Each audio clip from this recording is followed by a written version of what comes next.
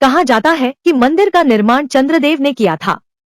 यह भारत के 12 ज्योतिर्लिंगों में सर्वप्रथम ज्योतिर्लिंग के रूप में माना जाता है। यह गुजरात प्रांत के काठियावाड़ क्षेत्र में समुद्र के किनारे स्थित है। पुराणों के अनुसार दक्ष प्रजापति की 27 कन्याएं थी। इन सभी का विवाह चंद्रदेव के साथ हुआ था, लेकिन चंद्रमा का प्रेम रोहिणी के लिए रहता था। यह देख दक्ष प्रजापति की अन्य कन्याएं बेहद अप्रसन्न रहती थी। उन्होंने अपनी व्यथा अपने पिता से कही। दक्ष ने चंद्रमा को हर तरह से समझाने की कोशिश की, लेकिन चंद्रमा रोहिणी से बेहद प्रेम करते थे। ऐसे में उन पर किसी के समझाने का कोई प्रभाव नहीं पड़ा।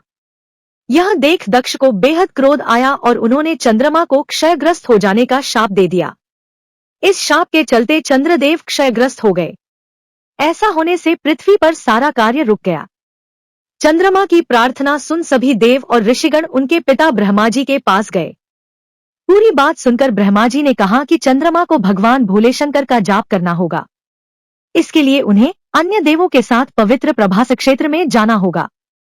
जैसा उन्होंने कहा था, चंद्रदेव ने घोर तपस्या की और 10 करोड़ बार मृत्युंजय मंत्र का जाप किया। इससे भगवान शिव बेहद प्रसन्न हो गए। शिवजी ने उन्हें अमरत्व का वरदान दिया। साथ ही कहा कि चंद्रदेव, तुम्हारा शापमोचन तो होगा ही और दक्ष के वचनों की रक्षा भी होगी। कृष्ण पक्ष में प्रतिदिन तुम्हारी एक एक कला क्षीण होगी, लेकिन फिर शुक्ल पक्ष में एक एक कला बढ़ जाएगी।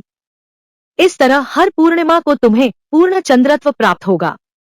इससे सारे लोगों के प्राणी प्रसन्न हो उठे। सुधाकर चंद्रदेव फिर से 10 दिशाओं में सुधावर्षण का कार्य करने लगे। जब वो शाप मुक्त हो गए तो चंद्रदेव ने सभी देवताओं के साथ मिलकर मृत्युंजय भगवान से प्रार्थना की। उन्होंने कहा कि वो और माता पार्वती सदा के लिए प्राणों के उद्धारार्थ यहाँ निवास करें।